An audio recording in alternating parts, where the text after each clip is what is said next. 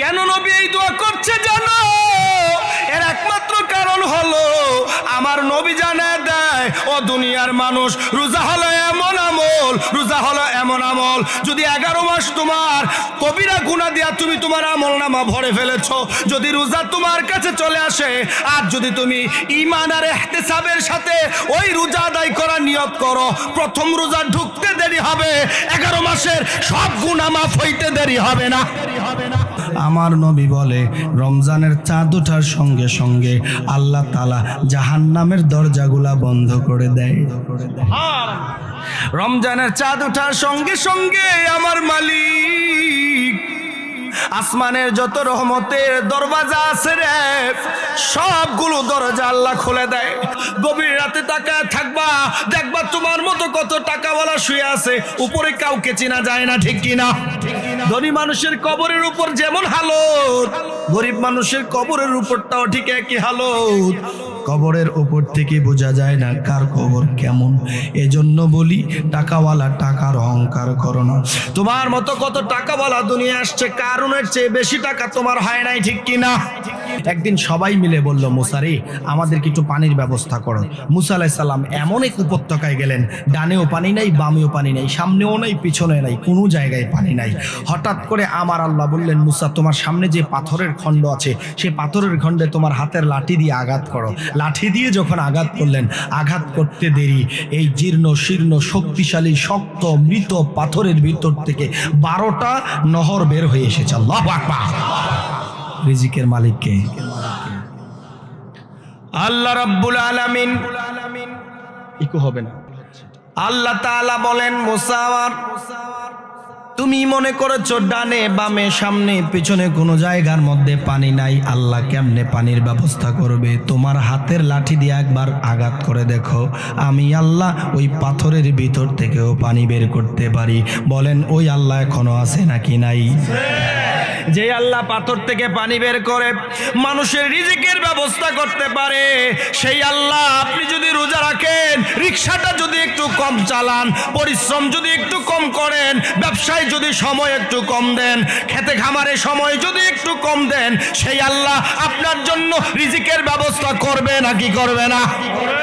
জোরে বলেন, করবে নাকি করবে না? ও বন্ধু, রাস্তার জন্য টেন্ডার করা লাগে, রাস্তার জন্য আগে আইন পাস করা লাগে, রাস্তার জন্য টেন্ডার আসে, টাকা আসে, চেক আসে, ঠিকাদারকে দেওয়া লাগে, কত কত প্রসেস।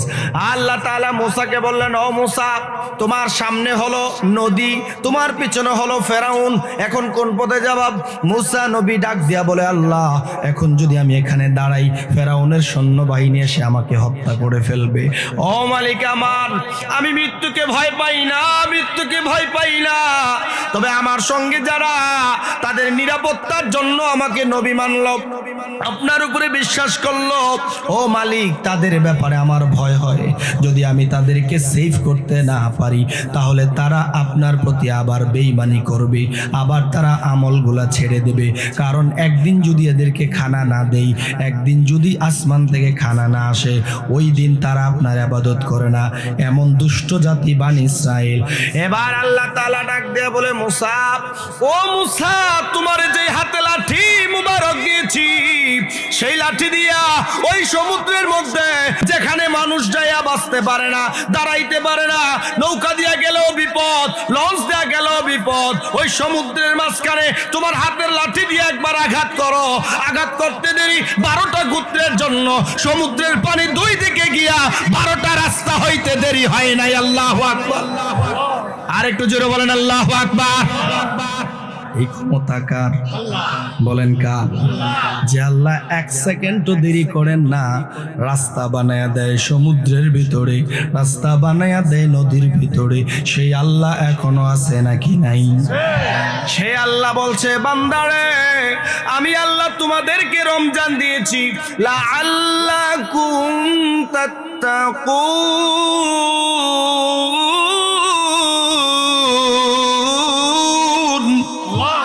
আরেকটু জোরে বলেন, আল্লাহু আকবার। সে আল্লাহ বলছে, বান্দা শুধু তোমাদেরকে রোজা দেই নাই, এর আগেও এমন কোন নবী নাই যেই নবীর উম্মতকে রোজা দেই নাই, সবাইকে দিয়েছি, ওরা সবাই রোজা রেখেছে। আমরা বলি আল্লাহ কেন? আল্লাহ বলে যাতে তোমরা মুত্তাকি হতে পারো। মুত্তাকি কারা? আল্লাহকে ভয় পায় যারা। আল্লাহ আদেশ করেন যা, ওই বান্দা মানবে তা। আল্লাহ নিষেধ করে যা, ওই বান্দা ছাড়বে তা। কিন্তু সমাজের মধ্যে ঘুরে ঘুরে দেখেন, রাষ্ট্রের মধ্যে ঘুরে ঘুরে দেখেন, এখন আমরা মানুষ এমন হয়ে গিয়েছি, এখন আমরা মানুষ এমন নাফরমান হয়ে গিয়েছি, এখন আমরা মানুষ এমন অবাধ্য হয়ে গিয়েছি, এখন আমরা আল্লাহর আদেশের চেয়ে নিষেধটাকে আমাদের কাজ বানিয়ে ফেলেছি। বেশি ঠিক কিনা? আল্লাহ বলেছে বান্দা নামাজ পড়ো সবার জন্য, কিন্তু বলেন মসজিদে আর বাজারে কোন জায়গায় মানুষ বেশি? জোরে বলেন কোন জায়গায়? আল্লাহর নবী বলেন দুনিয়ার মানুষ জমিনের মধ্যে সবচাইতে ভালো জায়গা হলো মসজিদ, সবচেয়ে খারাপ জায়গা হলো বাজার। সুতরাং যদি তুমি ভালো মানুষ হিসেবে নিজেকে পরিচয় দিতে চাও, তাহলে মসজিদের মধ্যে মানুষের সংখ্যা বাড়াও, বাজারের মধ্যে মানুষের সংখ্যা কমাও। মসজিদ হলো এমন, আল্লাহর নবী বলেন ও পৃথিবীর মানুষ, মুমিন আর মুনাফিকদের মধ্যে পার্থক্য হলো মসজিদ। যারা মুমিন তারা মসজিদের মধ্যে গেলে ওই রকম থাকে, মাছ যেমন পানির ভিতরে থাকে, মাছ উঠায়া যদি আপনি ওই পারে রেখে দেন, তখন দেখবেন মাছটা লাফাইয়া পানির দিকে যাইতে চায়। ঠিক কিনা? পানি যদি না থাকে মাছটা বেশিক্ষণ বাঁচে না, সে নিস্তেজ হয়ে যায়, একটা সময় মৃত্যুবরণ করে। ঠিক একইভাবে যারা মুমিন তারা যতক্ষণ মসজিদে থাকবে তাদের ঈমান তাজা থাকবে, তারা যতক্ষণ মসজিদে থাকবে তারা ততক্ষণ আল্লাহর বন্ধু হয়ে থাকবে, তারা আল্লাহর জিম্মায় থাকবে। যখনই বাজারে যাবে গুনাহ হওয়া শুরু হয়ে যাবে। ঠিক কিনা? তখন আমলগুলা মারা যেতে থাকবে, ঈমান নষ্ট হতে থাকবে। কারণ চায়ের বসার পরে হুজুর যাবেরা 18 বছর লেখাপড়া করে মুফতি হইছে, চায়ের বসলে দেখবেন 18 বছরের মুফতির মুখেও এমন কঠিন ফতুয়া শোনা যায় না, চায়ের 1 ঘন্টার মুফতি যেই ফতুয়া দেয়। ঠিক কিনা? কথা কন না? ঠিক কিনা? ও বন্ধু, বন্ধুরে আমার নবী বলে, আর মুনাফিক হলো তারা যারা মসজিদে যাওয়ার পরে কখন সেখান থেকে বের হবে। দেখবেন খাঁচার ভিতরে যদি একটা পাখিকে ঢুকানো হয়, পাখির 24 ঘন্টার চিন্তা হলো আমি এখান থেকে কখন বের হয়ে বাইরে যাব। ঠিক কিনা? ঠিক। মুনাফিক যারা নামদারি মুসলমান, মানুষকে দেখানোর জন্য নামাজ পড়ে, রোজা রাখে, ইবাদত করে, ওই মানুষগুলা দেখবেন বারবার ঘড়ি দেখবে, কখন ইফতারের সময় হবে, কখন জোহরের আজান দেবে, কখন আসরের আজান দেবে। আছে না নাই? দেখবেন যারা মুনাফিক আর যারা গাফেল, যারা ফাসিক, এরা চিন্তা করবে কয়টা রোজা গেল, কয় এখন মাত্র 10টা, কয় আরো কয়টা আছে, কয় 19টা, না হয় 20টা। দেখবেন 27 যখন আসে তখন ওই লোকটা ডাক দিয়া বলে আর কয়টা, কয় 2টা, না হয় 3টা। যখন শেষ হয় ওই লোকটা ডাক দিয়া কয় আরে এইবারে রোজাটা মনে হয় যেন 2 মাস রোজা রাখলাম। এমন মানুষ আছে না নাই? তার কাছে রোজা ঢুকছে পড়ে কখন যাবে এই চিন্তা। কিন্তু যারা আল্লাহওয়ালা মুমিন মুসলমান তারা সবাই চিন্তা করে হায় রে রোজা 20টা হয়ে গেল, রোজা 25টা হয়ে গেল, 27 হয়ে গেল, ইতিকাফ থেকে এই 2 দিন বাদে মানুষ চলে যাবে।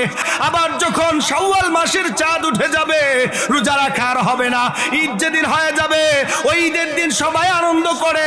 কিন্তু অনেক মুমিন মুসলমান চাঁদ রাতে অনেক যুবকরা পার্টি করে, ডান্স করে, গান বাদ্য করে সবাই মিলে ঘুরতে বের হয়। কিন্তু যারা আল্লাহর পাগল, রাসূলের পাগল, ইসলামের পাগল, সেই মানুষগুলা তারা বলতে থাকে হায়রে জীবনে অনেকগুলা রোজা পাইলাম, এবারও একটা পাইলাম, না জানি আগামীতে আবার রোজা পাই কিনা। এই চিন্তা আছে না নাই? কথা বলেন আছে না নাই? খারাপ লাগবে নাকি বাবা? ও বন্ধু আমার, নবীজি বলেন মুমিন আর মুনাফিকের মধ্যে পার্থক্য হলো এগুলা। আমার আল্লাহ বলে বান্দারে বড় মায়া করে এই রোজাটা তোদেরকে আমি দেই। স্বয়ং নবী পর্যন্ত রজব মাস আসার পরে দোয়া পড়তো, আল্লাহুম্মা বারিক লানা ফি রজবা ওয়া শাবান ওয়া বাল্লিগনা রমাদান। ও আল্লাহ, আমি নবী হয়েছে তো কি হয়েছে, আমি যেহেতু রজব মাসে উপনীত হয়েছি মালিক, এই রজব মাসের বরকত আমাকে দান করেন। ও আল্লাহ, শাবান মাসের বরকত আমাকে দান করেন, আর রমজান পর্যন্ত হায়াত বাড়ায় দেন। আল্লাহু আকবার। কেন নবী এই দোয়া করছে জানো? এর একমাত্র কারণ হলো আমার নবী জানায় দেয়, ও দুনিয়ার মানুষ, রোজা হলো এমন আমল, রোজা হলো এমন আমল, যদি 11 মাস তোমার কবিরা গুনাহ দিয়া তুমি তোমার আমল নামা ভরে ফেলেছো, যদি রোজা তোমার কাছে চলে আসে, আর যদি তুমি ঈমান আর ইহতিসাবের সাথে ওই রোজা আদায় করার নিয়ত করো, প্রথম রোজা ঢুকতে দেরি হবে, 11 মাসের সব গুনাহ মাফ হইতে দেরি হবে না। জোরে বলেন না সুবহানাল্লাহ। বলেন আমাদের জীবনে গুনাহ আসেনি? জোরে বলেন আসেনি? যদি থাকে ও যুবক, পায়ে হাত দিয়া বলি যুবক, জীবনে কম রঙের ঘোড়া দৌড়ায় নাই, জীবনে কত গান শুনে শুনে সময় কাটাইছো যুবক, জীবনে কত অশ্লীল বেহায়াপনা ভিডিও দেখে দেখে সময় নষ্ট করেছো যুবক, মায়েরে কষ্ট দিয়েছো, বাবারে কষ্ট দিয়েছো, ভাই বোনের সাথে খারাপ আচরণ করেছো। ও যুবক, এই রমজান মাস এমন মাস, এই রমজান আসার পরে সব মানুষ তার যত রকমের অসৎ আচরণ আছে সব ইচ্ছে করেই বন্ধ করে দেয়। কেন করে দেয় জানো? আমার নবী বলে, রমজানের চাঁদ ওঠার সঙ্গে সঙ্গে আল্লাহ তাআলা জাহান্নামের দরজাগুলা বন্ধ করে দেয়। রমজানের চাঁদ ওঠার সঙ্গে সঙ্গে আমার মালিক আসমানের যত রহমতের দরজা আছে রে, সবগুলো দরজা আল্লাহ খুলে দেয়। মানুষ যেদিকে যাবে, যখনই যাবে, যেই মুহূর্তেই যাবে না কেন, যেই দিকেই বসবে, যেখানেই যাবে, সেই জায়গার মধ্যে পুরো রমজান মাসে সকাল নাই, বিকাল নাই, দুপুর নাই, রাত নাই, যখন তখন আমার আল্লাহর পক্ষ থেকে রহমত আসতে থাকে। আল্লাহু আকবার। এই জন্য দেখবেন রমজান মাসে অনেক মানুষ সুদখোর, সুদের লেনদেন বন্ধ রাখে, ঠিক কিনা? কেননা আল্লাহ তাআলা রমজানের চাঁদ ওঠার সঙ্গে সঙ্গে সমস্ত শয়তানগুলাকে শিকলবন্দি করে। আল্লাহু আকবার। এই রমজান মাসটা এমন, মানুষের মনগুলা থেকে উন্মুক্ত। এত দাম কেন রমজানের? সে আল্লাহ বলে, শাহরু রমাদানাল্লাযী উনজিলা ফীহিল কুরআন, এই মাসে আমি আল্লাহ তাআলা কিতাব নাজিল করেছি, নাম হলো কোরআন। ওই কোরআনকে নাজিল করেছি বলেন যেই মাসে মানুষকে তাকওয়াবান বানানো হয়। তাকওয়াবান হলে কি হয়? মানুষের মনের অন্ধকার দূর হয়, কলবের ময়লা পরিষ্কার হয়, মানুষের বক্রতা দূর হয়ে যায়, সমতল হয়ে যায়। দেখবেন আপনি যখন কোনো আয়নার মধ্যে একটা টর্চ লাইট মারেন, আলোটা সমানভাবে ফিরে আসে, ঠিক কিনা? কেন ফিরে আসে? আলোটা পরিষ্কার, এই আয়নাটা খুব ক্লিন, পরিষ্কার, এই জন্য এখান থেকে ফিরে আসে। আবার যদি আপনার কোনো কালো রঙের কাঠের মধ্যে যখন আপনি লাইটের টর্চ মারবেন, দেখবেন রিফ্লেকশনটা কম হবে, সামান্য একটু আলোর প্রতিচ্ছবি হবে, টোটাল আলোটা ফিরে আসবে না। আয়নার মধ্যে যেমন আসে কালো রঙে তেমন আসে না, ঠিক কিনা? কারণ আয়না হলো স্বচ্ছ, আয়না হলো পরিষ্কার। ঠিক একইভাবে আমার আল্লাহ রমজান দিয়ে আপনার আমাকে পরিষ্কার বানায় ফেলে। আল্লাহু আকবার। ওই পরিষ্কার মুহূর্তে যদি আপনি কোরআনের খেদমত করেন, কোরআনটাকে বোঝার চেষ্টা করেন, কোরআনকে পড়ার চেষ্টা করেন, যে কোরআনকে আল্লাহ তাআলা রমজান মাসে নাজিল করেছে। রমজানে কোরআন আসলো মানে হলো যে রমজানে আপনাকে আল্লাহ তাআলা তাকওয়াবান বানায়। আর তাকওয়াবান ব্যক্তি যখন কোরআনের দরস নেয়, কোরআনের জ্ঞান নেয়, কোরআনের শিক্ষা নেয়, আয়নার মধ্যে লাইটের আলো মারলে যেমন সমান সমান আলো ফিরে আসে, যেমন আলোটা রিসিভ করে ভালো মতো তারপরে আবার ফিরায় দেয়, ঠিক আপনি তাকওয়াবান হওয়ার সঙ্গে সঙ্গে আপনার ওপরে আল্লাহ তাআলা যে কোরআন নাজিল করেছেন সেই কোরআন যদি পড়েন, ওই কোরআন আপনার অন্তরের মধ্যে আলো জ্বেলে দেয়। একদিন দুইটা ভাই মিলে রাতের বেলা মাছ ধরার জন্য গেল।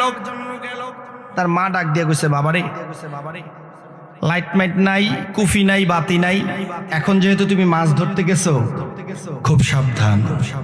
পানিতে যেমন মাছ আছে তেমন সাপও আছে, সুতরাং চিন্তা ভাবনা কইরা তোমরা কি করবা? মাছ শিকার করবা। এই কথা যখন বলছে দুই ভাই মিলে রাতের বেলা অন্ধকারে মাছ শিকার করতে গেছে। মাছের আওয়াজ পাওয়ার পরে এক ভাই বলতেছে এই মনে হয় মাছটা আসতেছে। তো বড় ভাই ডাক দিয়া কয় খবরদার, মায় কি কইছে মনে আছে? এটা ধরিস না, এটা ধরলে সমস্যা হতে পারে, কারণ মাছের সাথে সাপও আছে, সাপ হইতে পারে। যখন একটু পরে দেখলেন যে না, যেখান থেকে আওয়াজ আসছে ওখান থেকে একটা মাছ দৌড় দিয়ে তারা রূপের সামনে দিয়ে গেছে। এখন একজন কইলে তুই না কইলে এটা সাপ হইব, এটা দিয়ে মাছ। এই কথা বলার পরে দ্বিতীয়বার আবার একই আওয়াজ হওয়ার পরে এবার বলতেছে এবার কি ধরবো? আগের বার না ধরে তো ভুল করছি, ধর এবার যা করে আল্লাহ করবো।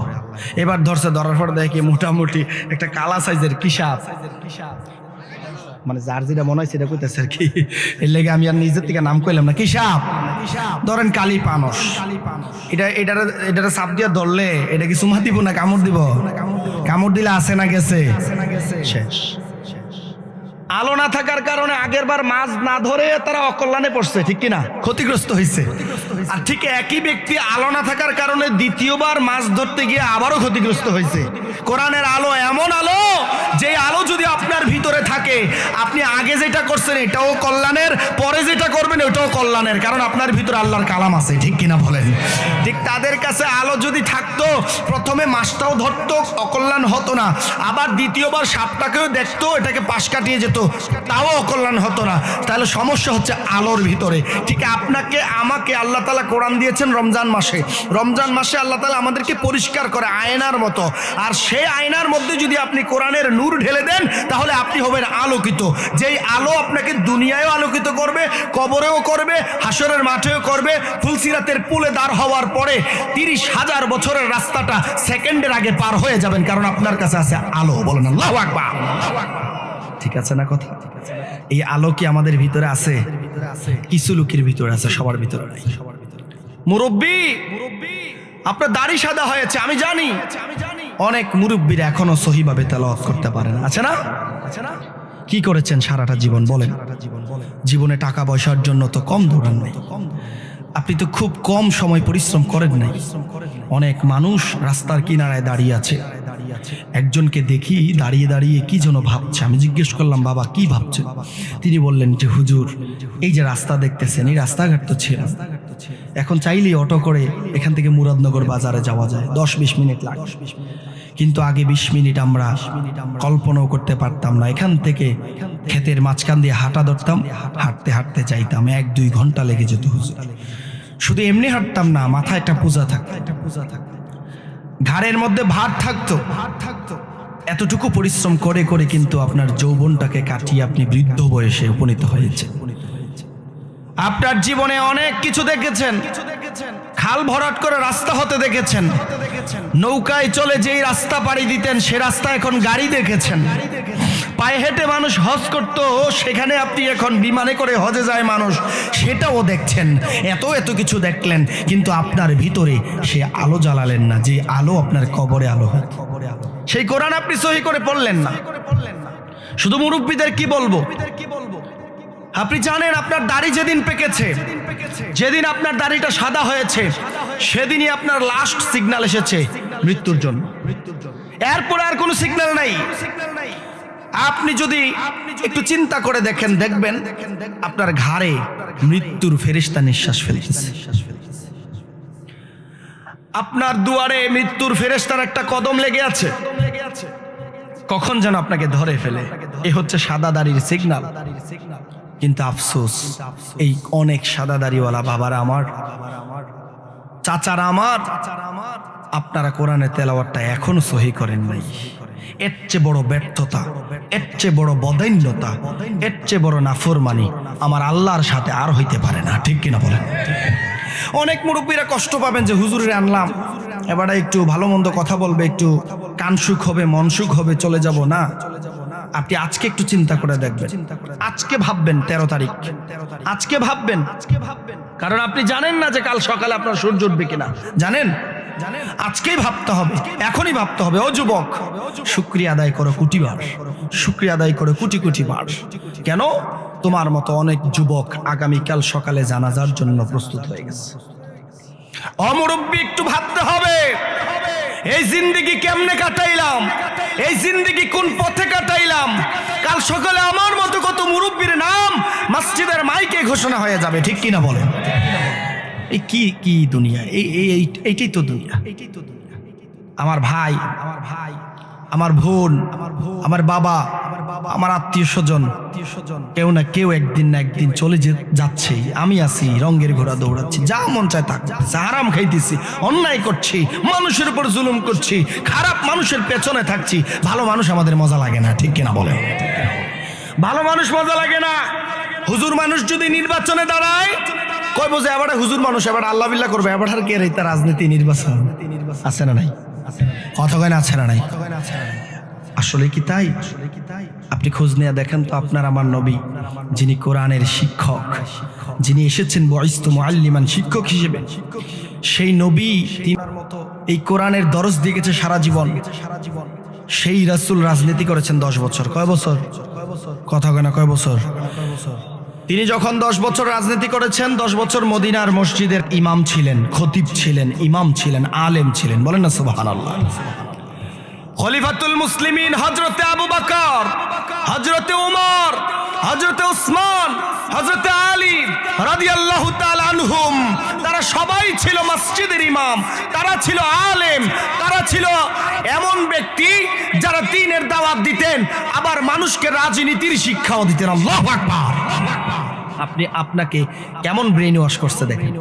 হুজুর মানুষ এবার আল্লাহ বিল্লাহ করবো, এবার নামাজ পড়বে, ফজর ওয়াক্ত উঠা, এবার মানুষের ডাকবো, গজল টজল গাইবো, এবার কামই দেয় না, এবার ইউনিয়ন পরিষদের কাম কিতা, যদি এবার রেশনের কাটমাট লাগে আমরা চেয়ারম্যান সাহেবকে কইয়া করাই দেয় আমার কি আছে না নাই?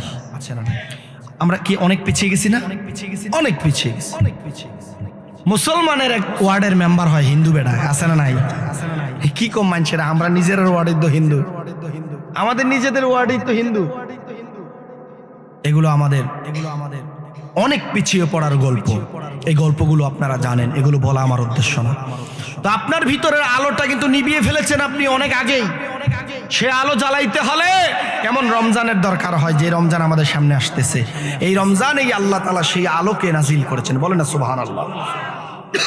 এই রমজানে আল্লাহ তাআলা আলোকে নাজিল করেছেন। কেন? আল্লাহ তাআলা বলেন হুদাল্লিন নাস, যেন মানুষ হেদায়েত পায়। হেদায়েত হচ্ছে সঠিক পথ, ভালো পথ, যেই পথের কথা আল্লাহ সূরা ফাতিহায় বলেছে। আপনি প্রত্যেক ওয়াক্তে, প্রত্যেক রাকাতে পড়েন। বলেন না সুবহানাল্লাহ। আপনি পড়েন ইহদিনাস সিরাতাল মুস্তাকিম।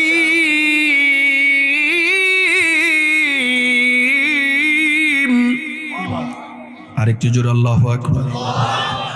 প্রত্যেক রাকাতে দাঁড়িয়ে আল্লাহকে বলেন, মালিক আমার, ও আল্লাহ, আমি মানুষ হিসেবে দুনিয়ার মধ্যে কত রকম রাস্তায় যেন আমার পা পড়েছে, কদম পড়েছে মালিক, তবে আমি এত রাস্তায় চলতে চাই না। আমি চাই সিরাতে মুস্তাকিম, যেই পথ আপনার পথ, যেই পথ আমার রাসূলুল্লাহর পথ, যেই পথ ইসলামের পথ, যেই পথ সাহাবায়ে কেরামের পথ, যেই পথ শুহাদায়ে কেরামের পথ, যেই পথ ইমাম আবু হানিফার পথ, যেই পথ হলো পীর মাশায়েখদের পথ, হক্কানি আলেম উলামার পথ, সেই পথেই আমরা চলতে চাই, ঠিক কিনা? এখন রাস্তায় অন্ধকার, রাস্তায় চলার জন্য লাইটের দরকার, আলোর দরকার হয়, ঠিক কিনা? অচেনা রাস্তায় যদি আলো ছাড়া চলেন, রাস্তা থেকে আপনি খালে পড়ে যাওয়ার সম্ভাবনা আছে না নাই? এই জন্য আমার আল্লাহ ডাক দিয়ে কয়, নবী গো, আপনার উম্মতের উপরে আমি যেই কিতাব নাজিল করেছি আপনার মাধ্যমে, ও নবী, আপনি জানায়া দেন এটা এমন একটা আলো, যেই আলো কবরের মধ্যে যাবে, যাওয়ার পরে গিয়া দেখবে ওই কবর, যেই ব্যক্তি কোরআন পড়ে, আল্লাহর নবী বলে, মান জাআলাল কুরআনা আমামাহু কাদাহু ইলাল জান্নাহ, যেই ব্যক্তি কোরআন পড়ে, যেই ব্যক্তি কোরআন বুঝে, যেই ব্যক্তি কোরআন দিয়ে সংসার চালায়, সমাজ চালায়, রাষ্ট্র চালায়, সব জায়গায় কোরআনকে বন্ধু বানায়, ওই ব্যক্তির হাতে ধরে ধরে কোরআন তারে আল্লাহর জান্নাতে ঢুকায় দেবে। এই কোরআনটা নাজিল হয়েছে রমজান মাসে। আল্লাহ বলে, শাহরু রমাদান আল্লাযী উনজিলা ফীহিল কুরআন, এই রমজানে মানুষকে আলোকিত করার জন্য আমার আল্লাহ কোরআনুল কারীম নাজিল করেছে। বলেন সুবহানাল্লাহ। যেই কোরআন আপনার কবরকে আলোকিত করবে। হুজুর, কবরের কি হালত দুনিয়ার কোনো মানুষ জানে না। জানে? কেউ জানে না কত টাকাওয়ালা, কত পয়সাওয়ালা, কত মানুষ কবরে শুয়ে আছে। ও বন্ধু, তোমার বেশি টাকা হইলে যদি একটু অহংকারী মনে হয়, তাহলে তোমার কাছে অনুরোধ, আজকের এই মটকির চর কিশোর সংগঠনের মাহফিলের পরে এই গুরুস্থানের মধ্যে দাঁড়াবা, গভীর রাতে তাকায় থাকবা, দেখবা তোমার মতো কত টাকাওয়ালা শুয়ে আছে, উপরে কাউকে চেনা যায় না, ঠিক কিনা? ধনী মানুষের কবরের উপর যেমন হালত, গরিব মানুষের কবরের উপরটাও ঠিক একই হালত। কবরের উপর থেকে বোঝা যায় না কার কবর কেমন। এজন্য বলি, টাকাওয়ালা টাকার অহংকার করো না। তোমার মতো কত টাকাওয়ালা দুনিয়া আসছে, কারণের চেয়ে বেশি টাকা তোমার হয় নাই, ঠিক কিনা? ওই কারণ এখন মাটির নিচে, তার কোনো অস্তিত্ব নাই। ও ক্ষমতাওয়ালা, ক্ষমতা পাওয়ার পরে তোলা হয় না। ও বন্ধু, ফেরাউনের মতো তোমার ক্ষমতা হয় নাই, ওই ফেরাউনের অস্তিত্ব নাই, ঠিক কিনা? এই জন্য আমি বলি, আমার আল্লাহ তাআলা বলে রমজানটা তোমার আলোকিত করার জন্য আসবে। কবর এমন অন্ধকার যে কবরের মধ্যে দেওয়ার পরে দুনিয়ার এক টুকরা আলো পর্যন্ত সেখানে ঢুকবে না, অন্ধকার। কোনো লাইটের ব্যবস্থা নাই, কোনো জেনারেটরের ব্যবস্থা নাই, বালিশ নাই, বিছানা নাই, কিছুই নাই। ওই কবরের মধ্যে তোমাকে শোয়ানোর পরে কবরের পোকামাকড় গুলা পাগল পারা হয়ে যাবে। আল্লাহকে ডাক দিয়া বলবে, মালিক, অনেক দিন যাবত এর জন্য অপেক্ষা করছিলাম, এর শরীরের মধ্যে ভালোই তো তেল হয়েছে, ভালোই তো চর্বি হয়েছে, ভালোই তো গোশত জমেছে। ও আল্লাহ, আমাদেরকে পারমিশন দেন, এর গোশতগুলা ছিঁড়ে ছিঁড়ে আমরা খেয়ে ফেলবো। বলেন, এই কবর আমাদের সামনে আছে নাকি নাই? কথা বলেন, আছে নাকি নাই? ও মুসলমান, ও নবীর উম্মত, ও আমার বন্ধুরা, আমার মুরব্বী বাবারা, ওই কবরের ভিতরে এমন আযাব হবে, আমার নবী বলে, যখন কোনো গুনাহগারকে কবরে রাখা হবে, ফেরেশতারা আসার পরে লাঞ্ছিত করবে, অপমানিত করবে, কোন রকম প্রশ্ন করবে। যেই ব্যক্তি গুনাহগার হবে সেই ব্যক্তি বলবে, হাই হাত আল্লাহ আদরি, আমার দুর্ভাগ্য, দুনিয়ার জমিনে আমি তেমন কোনো আমল করি নাই, ভালো কোনো কাজ করি নাই, রমজানে রোজা রাখি নাই, রমজান মাসে কোরআনের তেলাওয়াত শুদ্ধ করি নাই, কোরআন দিয়া, কোরআনের আলো দিয়া আমার অন্তরকে সাজাই নাই, আলোকিত করি নাই। আজকে আমি কবরের মধ্যে আসলাম, কবরের মধ্যে আসার পরে আমি শুধু অন্ধকার আর অন্ধকার দেখি। বনী ইসরাইলের এক ঘটনা, একটা উপত্যকার মধ্যে কাঠুরিয়া কিছু মানুষ আছে, তারা খুবই ভালো মানুষ, নামাজ পড়ে, রোজা রাখে, আল্লাহ আল্লাহ জিকির করে সবাই, এবারে যে একই রকম। একজন আর্মির অফিসার, একদিন তিনি একজন কাঠুরিয়ার জানাজার নামাজের ইমামতি করলেন। ইমামতি করার পরে ওই আর্মির অফিসার যখন ফিরে আসছে, দাফন কাফন হয়ে গেছে। তিনি তার কম্পার্টমেন্টে আসার পরে দেখেন তার যে আইডি কার্ড, সে আইডি কার্ডটা পাওয়া যায় না। এমন অবস্থায় ওই লোকটা সবার কাছে অনুমতি চাইল, যারা দাফন করলাম আমার বিশ্বাস তার কবরের ভিতরে পড়ে গেছে, এটা একটু আনতে হবে। যেই দিক দিয়ে আমি নেমেছিলাম সেই দিক দিয়ে আমি একটু কবরের বাঁশগুলো সরায় আমার আইডি কার্ডটা আনতে হবে। এই কথা বলার পরে তিনি গেলেন, যাওয়ার পরে তিনি অবাক হয়ে গেলেন, আইডি কার্ড নিয়ে আসলেন, ওই এলাকার সবাইকে জিজ্ঞেস করলেন, এই লোকটার কি এমন আমল আছে, তার জীবনে কি এমন কাজ আছে, আমার একটু বলো। সবাই বলে, হুজুর, আমরা যেমন একসাথে নামাজ পড়তাম, রোজা রাখতাম, আমল করতাম, দান সাদাকা করতাম, জিকির আজকার করতাম। ও বন্ধু, ভালো করে মনোযোগ দিয়ে শোনেন। এই কথা বলার পরে কয়, না, এই মানুষটার অবশ্যই আলাদা কোন স্পেশাল আমল আছে, কেউ জানো কিনা বলো। সবাই তার বিবির কাছে জিজ্ঞাসা করলো।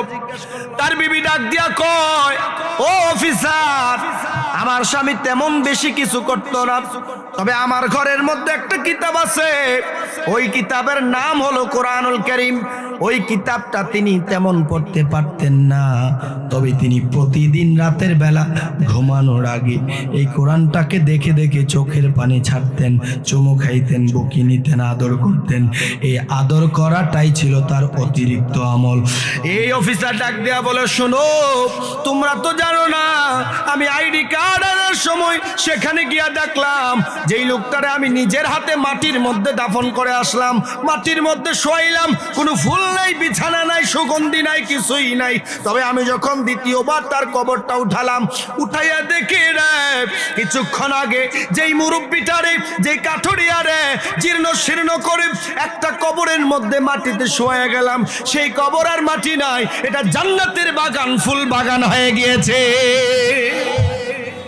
এটা একমাত্র কোরআনের মহব্বত। কিসের মহব্বত? সেই কোরআন নাজিল হয়েছে এই মাসে। কেন? মানুষকে হেদায়েতের পথ দেখানোর জন্য। কারণ কোরআন হলো নূর, কোরআন হলো আলো। এই আলো যার ভিতরে থাকবে, দুনিয়ার মানুষ শুনে নাও, তার কবর হবে ওই কাঠুরিয়ার মতন আলোকিত কবর। আর যার মধ্যে এই কোরআনের নূর থাকবে না, তার কবর হবে অন্ধকার। তার কবরে কিছুই দেখা যাবে না, পোকামাকড় গুলা তারে ছিঁড়ে ছিঁড়ে খেয়ে ফেলবে। শুধু তাই নয়, আমার আল্লাহ তাআলা আযাবের ফেরেশতা পাঠিয়ে দেবে, 99টা সাপ পাঠাবে, সবাই মিলে তারে কামড়াবে। এমন কামড়াবে যেই সাপগুলা কবরের মধ্যে ছেড়ে দেওয়া হবে। হাদিস শরীফে আসছে, ওই সাপ একটা যদি দুনিয়াতে একবারের জন্য নিঃশ্বাস ফেলতো, দুনিয়ার সব কিছু বিষাক্ত হয়ে যেত। নাউযুবিল্লাহ।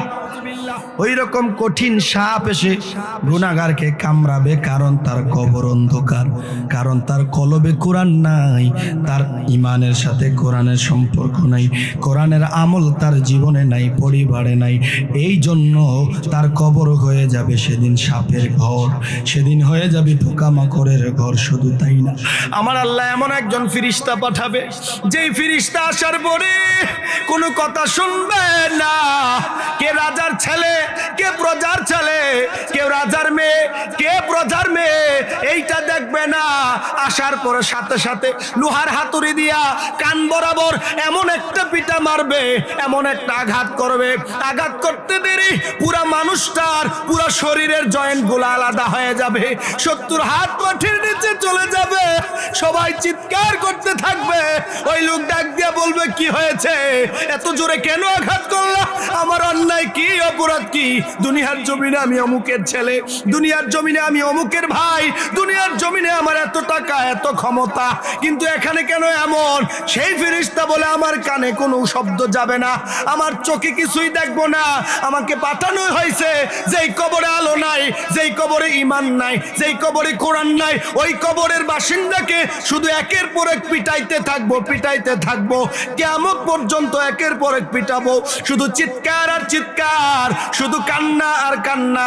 বলেন ওই কবর আমাদের সামনে আছে নাকি নাই? জোরে বলেন, আছে নাকি নাই? ও বন্ধু, যাদের দিলের মধ্যে কোরআন থাকবে তাদের কবর হবে আলোকিত, তাদের কবরে ওই আযাবের ফেরেশতা আসবে না, সাপ আসবে না, বিচ্ছু আসবে না। আমার আল্লাহ বলবে, জান্নাত থেকে একটা দরজা খুলে দাও, তার কবরকে জান্নাতের বাগান বানাইয়া দাও। খারাপ লাগছে? কষ্ট হচ্ছে বাবা? আর 5 মিনিট কষ্ট হবে আপনাদের। আমি আমার মূল বিষয়টা বুঝিয়ে দিয়ে চলে যাব।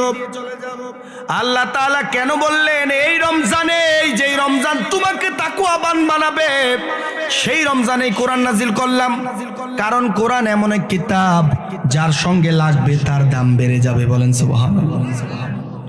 বলেন, আমরা যে গাছের কাঠ দিয়া রেহাল বানাই, এটার দাম মনে হয় কয়েক কোটি টাকা, নাকি? বলেন তো, 1 কোটি টাকা দামের স্বর্ণটারেও মানুষ চুমা দেয় না, কিন্তু কোরআনের সঙ্গে লাগার কারণে 100 টাকার 50 টাকার রেহালটাকে বুকে নিয়ে চুমো দেয়, আছে না নাই? এটাই তো বোঝা যায় ভালোবাসা, মহাব্বত। কারণ কোরআনের সাথে লেগেছে, দাম বেড়ে গিয়েছে। শুধু তাই নয়, আমার পরনে যে জামা আছে, হাজার হাজার টাকা দামের জামা, এই জামার একদিনও চুমা দেই না, দেই, কিন্তু 20-30 টাকা দামের কাপড় দিয়া গিলাফ বানাইয়া যেই কোরআনটাকে মোড়ানো হয়েছে, ওই গিলাফটার দাম সামান্য, কিন্তু কোরআনের সঙ্গে লাগার কারণে ওই গিলাফ বুকে জায়গা পায়, চুমু খায়, আছে না নাই? একটু চিন্তা করে দেখেন, আপনাকে আমাকে আল্লাহ তাআলা শ্রেষ্ঠ মানুষ, আশরাফুল মাখলুকাত করে বানাইছে। আল্লাহ বলেন, আমরা হলাম শ্রেষ্ঠ জাতি, আমরা হলাম আল্লাহর প্রিয় বান্দা। ওই বান্দা যদি এই কোরআনের সঙ্গে লাগে, দাম কেমন হবে? অনেক দামি। রাসূলুল্লাহ বলেন খায়রুকুম মান তাআল্লামাল কুরআনা ওয়া আল্লামা, যারা কোরআন শিখে আর যারা কোরআন শেখায়। মুরব্বি ধরো না বেড়ারে কো আপনি তো উডনের প্রস্তুতি লইছেন, কই যান বাবা? ও আচ্ছা, আপনি বাড়ি চলে যাচ্ছেন? আচ্ছা ইনশাআল্লাহ যান। আর যা দূরের আর কেউ আছেন নি? যাইবেন গা সবাই? উনারা মুরব্বী মানুষ, ফলাফাইন হলে টাইম না ধরে রাখলাম হলে বাড়ি, যদি অন্য জায়গাতে আমার গাড়ি দিয়ে এলাম হলে অসুবিধা কিতা? আমার ভাইয়েরা একটু খেয়াল করেন, কষ্ট হচ্ছে আপনাদের? আমার বন্ধুরা, আশরাফুল মাখলুকাত তার যদি কোরআনের সঙ্গে সম্পর্ক হয়ে যায়, যদি লেগে যায়, কোরআনের নূর যদি ভিতরে ঢুকে কেমন হয় দেখেন। এই কোরআন হলো এমন কোরআন, আল্লাহর নবী বলেন যে কোরআন শিখে আর শিখায়, এ হলো সবচাইতে উত্তম, সবচেয়ে ভালো। আল্লাহু আকবার। নফল ইবাদতের মধ্যে সবচাইতে উত্তম ইবাদত হলো কোরআন তেলাওয়াত। আফদলুল ইবাদাতি তিলাওয়াতুল কোরআন। সবচাইতে উত্তম নফল ইবাদতগুলোর মধ্যে অন্যতম হলো কোরআনের তেলাওয়াত। আমরা সবাই কোরআনের তেলাওয়াত করতে চাই নাকি চাই না? কোরআনের তেলাওয়াত কেন করবেন জানো? কারণ কোরআন যখন তুমি পড়বা, তোমার দুনিয়ার কারো সঙ্গে নয়, তোমার আল্লাহর সঙ্গে তোমার কথা হয়। আল্লাহু আকবার। অনেক মানুষ বলে যে হুজুর আজকে আমাদের এমপি সাহেবের লগে দেখা হয়েছে। আমি জিগাইলাম শুধু দেখা না কথা? না, আমি বড় ভাগ্যবান, কথাও কইছি দুই চারটা। আছে না নাই? আছে না নাই? কথা কয় না, আছে না নাই? দেখা হয়েছে, কিন্তু কথা বলার কারণে এক্সট্রা ভাগ্যবান মনে করছে, ঠিক কিনা? ঢাকা শহরে বিভিন্ন ভালো ভালো জায়গায় ঘুরেছে, ওইগুলা টাকা দিয়ে ঘুরতে হয়েছে, কিন্তু যখন কোনো ভাইয়ের পরিচয়ের কারণে সংসদ ভবনে ঢুকছে, তার কাছে সবচেয়ে বেশি স্পেশাল এই জায়গাটা মনে হয়েছে, ঠিক কিনা? বলেন আমার আল্লাহ বলে, ও বন্ধু, নেতার সঙ্গে কথা বলে তোর এত প্রাউড ফিল হয়, সংসদে গেলে তোর এত প্রাউড ফিল হয়, যদি তুই মক্কায় যাবি, যদি তুই মদিনায় যাবি, তোর কেমন হবে জানার ইচ্ছা আছে না নাই? জোরে বলেন আছে না নাই? ও বন্ধু, জীবনে কত জায়গায় যাওয়ার জন্য প্ল্যান করেছো? যুবকরা সেন্ট মার্টিনে ঘুরতে যায়, প্রত্যেকবারে 10,000 করে খরচ। এরকম 10 বার যদি বাংলাদেশে 10টা জায়গায় যাও, 1 লক্ষ খরচ। 15 জায়গায় গেলে 1.5 লক্ষ টাকা খরচ। এই 1.5 লাখ টাকা জমায়া একটা বার আমার আল্লাহর ঘরটা দেখে আয়, নবীজির কদমে দাঁড়ায় একটা সালাম দিয়ে আয়। জীবনে আর কোনোদিন সেন্ট মার্টিনের কথা মাথায় আসবে না, ঠিক কিনা? ও বন্ধু আমার, ও যুবক মুরব্বী বাবার, আরে কোরআন এমন একটা কিতাব, আমার আল্লাহ ডাক দিয়া বলে, এই কোরআন যখন তুমি পড়বা, দুনিয়ার নেতার সঙ্গে কথা বললে প্রাউড ফিল হয়, অথচ আমি আল্লাহ বলি যারা কোরআন পড়ে তারা আমি আল্লাহর সঙ্গে কথা বলে। আল্লাহু আকবার। আর একটু জোরে বলেন আল্লাহু আকবার। কেমন কথা হয় আপনি যখন কোরআনের সূরাতুল ফাতিহা নামাজের মধ্যে দাঁড়ায়া পড়েন, মালিক আলহামদুলিল্লাহি রাব্বিল আলামিন, সমস্ত প্রশংসা একজনের জন্য যিনি আলামিন সমূহের রব। বলেন সুবহানাল্লাহ। যিনি সবকিছুর মালিক, আমার মালিক, আসমানের মালিক, জমিনের মালিক, যার কথা ছাড়া বাতাস আসে না, যার কথা ছাড়া গাছের পাতাও নড়ে না, যার ইশারা ছাড়া সূর্য ওঠে না, যার ইশারা ছাড়া সূর্য ডুবে না, যার ইশারা ছাড়া রাত হয় না, যার ইশারা ছাড়া দিন হয় না, ওই আল্লাহ তাআলা বলছে সমস্ত প্রশংসা আল্লাহর। এবার আল্লাহ নিজে বলে, ও বন্ধু, তোমরা কেন আল্লাহকে এত প্রশংসা করো? তখন আমরা বলি আর রহমানির রহিম, তিনি হচ্ছেন সেই আল্লাহ, এই জন্য আল্লাহর প্রশংসা করি, কেননা আমার আল্লাহর চেয়ে দয়ালু আর কেউ নাই। এবার আল্লাহ তাআলা ডাক দিয়া বলে যে দয়ালু দিয়া কি হবে? এবার আমরা আল্লাহকে বলি মালিক ইয়াউমিদ্দিন, যে বিচার দিবসের মালিক, যেই দিন আল্লাহ তুমি ছাড়া আর কোনো হাকিম নাই, তুমি ছাড়া আর কোনো ইলাহ নাই, রব নাই। ও আল্লাহ, যেই দিন মানুষগুলো নফসি নফসি বলে দৌড়াবে, যেই দিন মানুষগুলো পাগল হয়ে যাবে, নিজের ঘামের মধ্যে সাঁতার কাটবে, হাসরের ময়দান এমন কঠিন হবে, সূর্যটা মাথার আধা হাত উপরে নেমে আসবে, সেই দিন মানুষগুলো বেকার হয়ে যাবে, পাগল হয়ে যাবে। ও আল্লাহ, সেই দিন আপনি ছাড়া কোনো মালিক নাই। আল্লাহ সেদিন ডাক দিয়া বলবে, লিমানিল মুলকুল ইয়াউম, আজকের ক্ষমতার মালিককে। সবাই ডাক দিয়া বলবে, আল্লাহ তুমি ছাড়া ক্ষমতার কোনো মালিক নাই। দুনিয়ার জমিনে কত নেতার গোলামি করছে, কত দলের গোলামি করছে, কত পীরের গোলামি করছে, কত জায়গার গোলামি করছে, মানুষের উপরে জুলুম নির্যাতন করেছে, আছে না নাই? সেই দিন এই লোকটাও গিয়া বলবে, আল্লাহ আপনি ছাড়া কোনো ইলাহ নাই, কোনো রব নাই। সেই দিন আমার আল্লাহ ডাক দিয়া বলে, এই জন্য আপনি রব, আপনি রহমান, আপনি রহিম। যেই দিন আপনি হবেন কহার, যেদিন আপনি হবেন শক্তিশালী, সেই দিন এতগুলা মানুষের বিচারের জন্য রহমান আর রাহিমের পরিচয় ফুটে উঠবে। আল্লাহু আকবার। সূরা ফাতিহা কি এমনি আমরা ভেবেছি কখনো? এমনি ভাবি নাই। আপনি মনে করছেন পড়ে আসছি হয়তো শেষ, না না না, আপনি যখন একটা আয়াত পড়েন, আমার আল্লাহ সঙ্গে সঙ্গে একটা আয়াতের পরের আয়াতের কারণ জিজ্ঞেস করে, বলেন না সুবহানাল্লাহ। তারপরে আমার আল্লাহ ডাক দিয়া বলে, বান্দারে হাসরের ময়দানে আমার কাছে ধরা পড়বি। তো ধরা যেহেতু পড়বি, কি করা লাগবে? তখন আমরা আল্লাহকে বলি, ইয়্যাকা না'বুদু ওয়া ইয়্যাকা নাস্তাঈন। আল্লাহ আপনার কাছেই সাহায্য চাই আর আপনারই ইবাদত করি। আমরা একজনের ইবাদত করি, তিনি কে?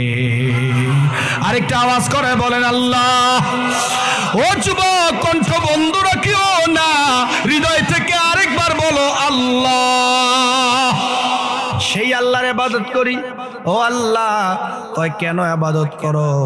কয় আল্লাহ আপনি জীবনে কত জাতিকে ধ্বংস করে দিয়েছেন, আপনি কত মানুষকে ধ্বংস করে দিয়েছেন, আপনি কত মানুষকে মাটির নিচে দাবিয়ে দিয়েছেন। ও আল্লাহ, আমরা আপনার গজবে পড়তে চাই না, আমাদেরকে সরল সোজা পথ দেখান। ইহদিনাস সিরাতাল মুস্তাকিম। এই পথ যদি পেতে চান, তাহলে এই রমজানে কোরআনের আলো ভিতরে ঢুকাতে চাই কি চাই না? আর একটু জোরে বলেন, চাই কি চাই না? ও বন্ধু, এই কোরআন তোমার এমন পথ দেখাবে, কোরআন যখন তোমার ভিতরে চলে আসবে, যখন কোরআন তুমি শিখে যাইবা, কোরআনে আল্লাহ কি বলেছে, কোনটাকে আল্লাহ করতে বলেছে, কোনটা আল্লাহ ছাড়তে বলেছে, এই জ্ঞান যখন আপনার হৃদয়ে ঢুকে যাবে, আপনার কান সেদিন বলবে, ও দুনিয়ার মানুষ, আমার কান কি শুনে তোমরা জানো না? আমার কান জাহান্নামের আওয়াজ শুনে, আমার কান কবরের আযাব শুনে, আমার কান শুধু চিৎকার আর চিৎকার শুনে, আগুন আর আগুন, আগুন আর আগুন। শুধু তাই না, হাসরের ময়দানে জাহান্নামকে আল্লাহ ছেড়ে দিবে, ৭০,০০০ শিকল লাগাবে, এক একটা শিকলের মধ্যে ৭০,০০০ ফেরেশতা থাকবে। আল্লাহু আকবার। ৭০,০০০ শিকল, এক একটা শিকলে ৭০,০০০ ফেরেশতা থাকবে। এটাকে পিছনের দিকে টানতে, এই যুবক, এই মাহফিল শেষ করে দিও না ভাইয়া, প্লিজ যাইও না, প্লিজ। যেখান থেকে উঠছো বসো। আপনি উঠছেন কে রে বাবা? বসে যান, নমুনা খারাপ, সাউন্ড চাইতো না। আমার বন্ধুরা, জাহান্নাম সেদিন চিৎকার করবে। যাদের ভিতরে কোরআনের নূর আছে তারা সেগুলো শুনবে। জাহান্নাম সেদিন চিৎকার করবে, হাল মিম মাজিদ। আল্লাহ, গুনাহগার গুলা কই? এদেরকে না আমার পেটে দেওয়ার কথা। বেনামাজি গুলা কই? কোরআনের বিরুদ্ধে যারা অবস্থান নিয়েছে এরা কই? আল্লাহ, এদেরকে আমার কলিজার ভিতরে ঢুকায় দাও, তছনছ করে ফেলবো, জ্বালায় ফেলবো, ধ্বংস করে ফেলবো। এবার আমার আল্লাহ সান্ত্বনা দিয়া বলবে, জাহান্নাম একটু অপেক্ষা করো। কিছুক্ষণ পরে বিচার হওয়ার পরে যারা নাফরমান, গুনাহগার, বেনামাজি, বেরোজাদার, যাদের ভিতরে কোরআন নাই, ইসলাম নাই, আল্লাহর ভালোবাসা নাই, আমল নাই, ঈমান নাই, নবীজির সুন্নাত নাই, যাদের মধ্যে আদব নাই, কোনো আমল নাই, এদেরকে কিছুক্ষণ পরে চিরতরে তোমার পেটের মধ্যে ঢুকায় দেওয়া হবে। বলেন আল্লাহু আকবার। ওই জাহান্নামের ভয় এত বেশি জানো যে জাহান্নামে দেওয়ার পরে একজন মানুষ এমন সৃষ্টি হয়নি যে মানুষটা জাহান্নামের আগুনের তাপ সইতে পারবে। এই জন্য নবীজি সব সময় বলতেন, আল্লাহুম্মা আজিরনা মিনান নার। ও আল্লাহ আমাকে জাহান্নামের আগুন থেকে বাঁচাও। অথচ আমার নবী কিন্তু এক মুহূর্তের জন্য জাহান্নামে যাবে না, তিনাকে আল্লাহ জান্নাতের বাদশা বানায়া দিবে। তিনি এমন নবী, এমন পয়গম্বর, যিনি না গেলে জান্নাতের দরজাটাও উদ্বোধন হবে না। আল্লাহু আকবার। যিনি না ঢুকলে জান্নাতে আর কেউ যাইতে পারবে না, আর কোন নবীও ঢুকতে পারবে না। সেই নবী আমার আল্লাহর কাছে দোয়া করে, আল্লাহুম্মা আজরিনা মিনান নার, ও আল্লাহ আমার জাহান্নাম থেকে আমাকে বাঁচাও।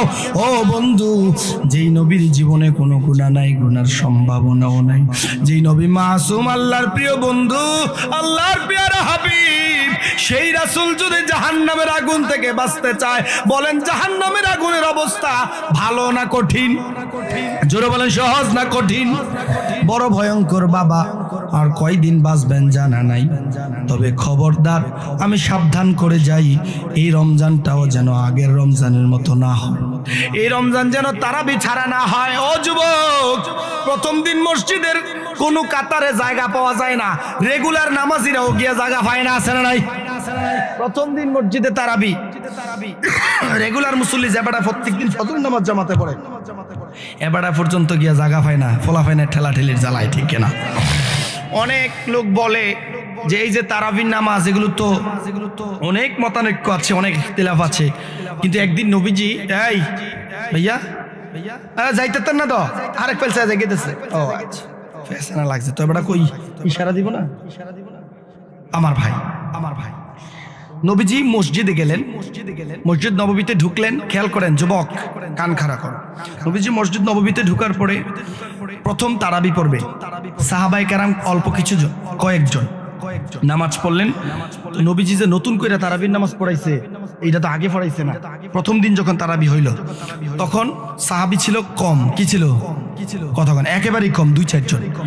তারা পরের দিন আলাপ করলো, কি তো তোমরা কই আসলা কালকে রাত্রে? আমরা তো এসে নামাজ পড়ে আইয়া লাইছি।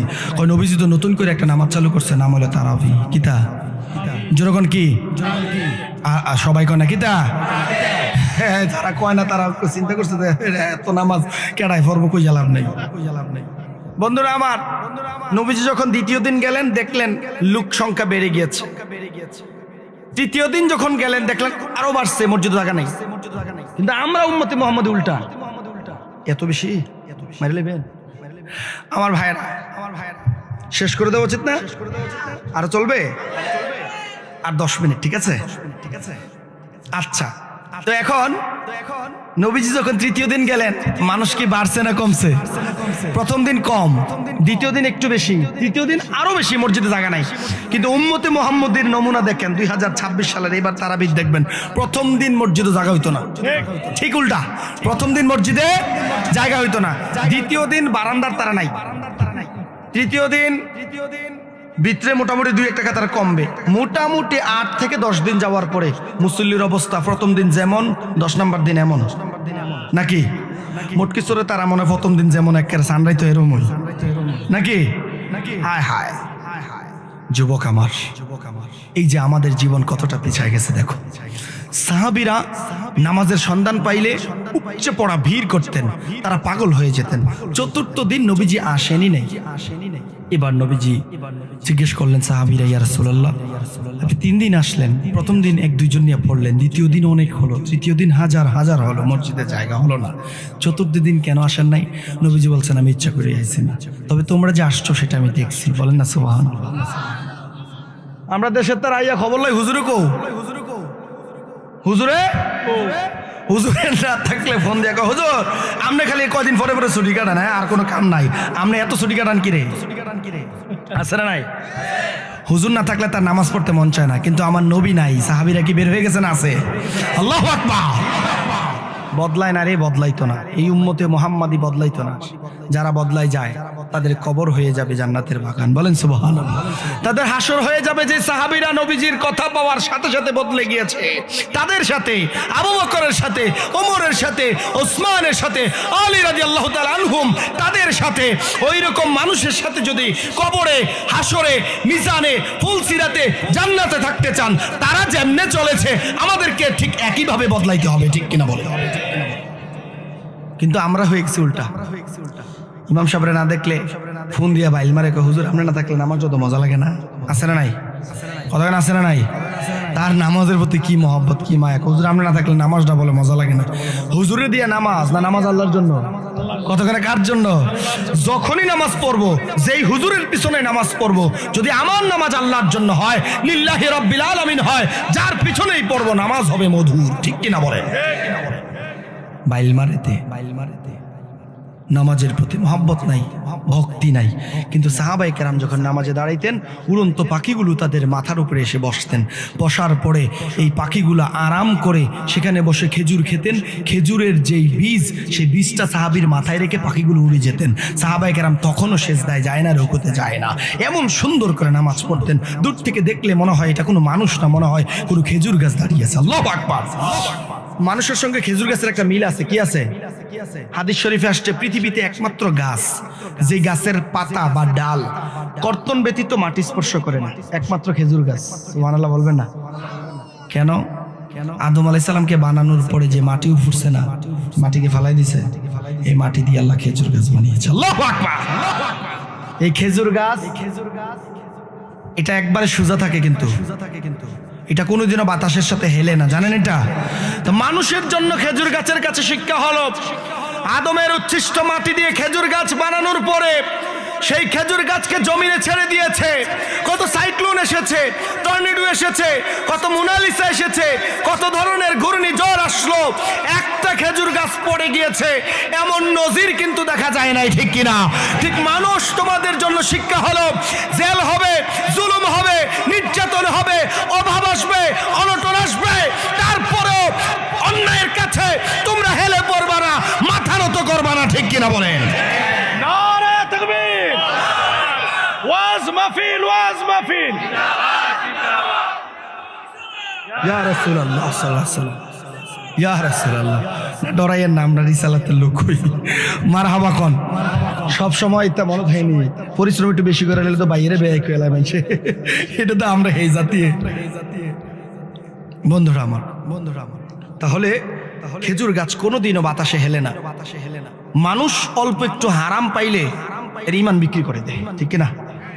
3-4 দিন আগে বেচছে নি, কত কয় না বেচছে নি। আমি কম কিন্তু মুরা দিবে তো কি চালাইছে প্রথম যা কোনের কয়লাইছে ভাই কইছে না যে কোন ইচ্ছা মনে ইচ্ছা কইছে। এবারে চিন্তা করছে মোট কিছু রাইছে এখানে তো আইছে যে যেই বাঙ্গা রাস্তা ব্রিজ ট্রিজ, আমি আমার ড্রাইভারে কই গাড়ি যদি না উঠে আমরা নামাইলাম কাম লাগলে।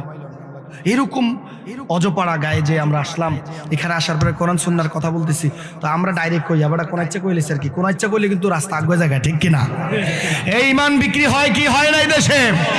100 টাকার কাছে ইমান বিক্রি হয়, আমি নিজে সাক্ষী। কয় টাকা? 100 টাকার কাছে ইমান বিক্রি হয়। বন্ধুরা আমার, অনেক লোক নাকি নির্বাচনের আগের রাইতে দরজার খিলিটা খোলা রেখে ঘুমায়। এই ঘটনা মোস্তাক ফৈজি কইতারে, আমি কইতারি না। তো দরজা খিলি রেখে ঘুমাইতে এটা বহুত আগে, এখন তো বিকাশ চালু হয়ে গেছে। ঠিক কিনা? এই জন্য সরকার কয় বিকাশে লেনদেন করবি 1000 টাকার বেশি করতে না। আছে না নাই? বন্ধ ছিল না বিকাশ?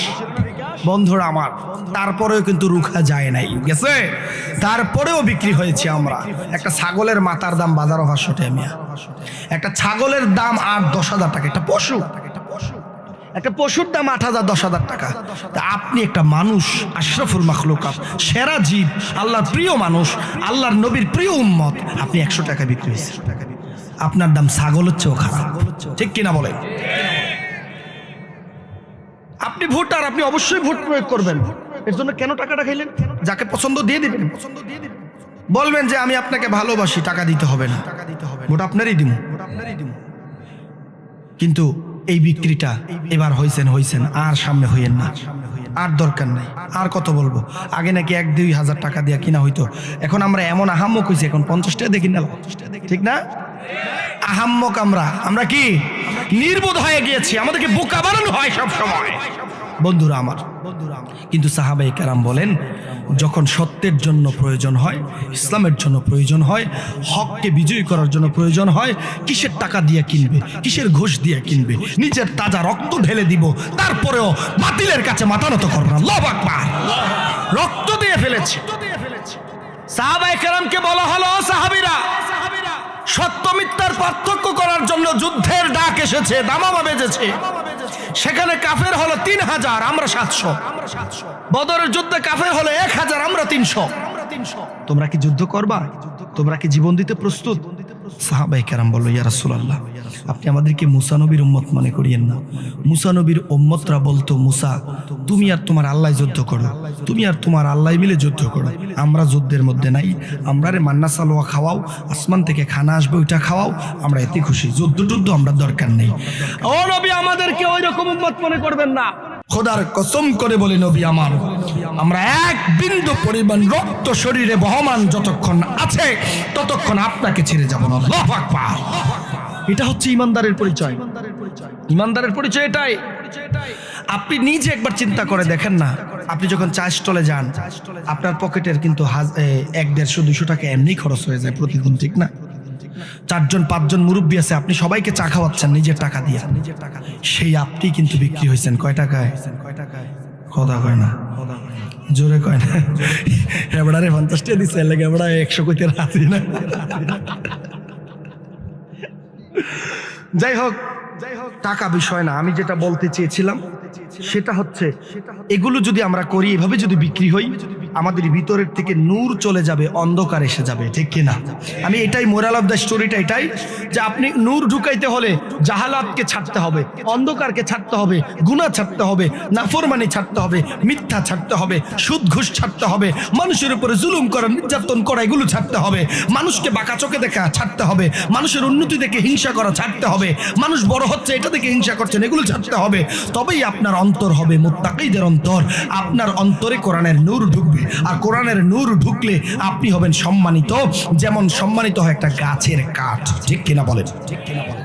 খারাপ লেগেছে? কথা কি মিলছে বন্ধুরা আমার? তারপরে যেটা বলতে চেয়েছিলাম, যে কোরআনটা কেন আল্লাহ নাজিল করছে? আপনাকে হেদায়েত দেওয়ার জন্য। আর আপনি হেদায়েত তখনই পাবেন যখন আপনি আলো নিয়ে পথ চলবেন, ঠিক কিনা বলেন?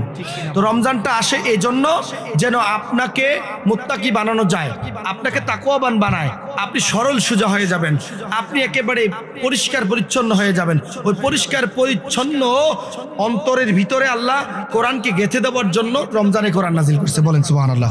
এই জন্য আজকের সবক হলো, যে মুরব্বীরা, যে যুবকরা প্রকৃত অর্থে সহি শুদ্ধভাবে কোরআন আমরা পড়তে পারি না, এই রমজানই হবে আমাদের কোরআন সহিকরণের মাস, ঠিক আছে কথা?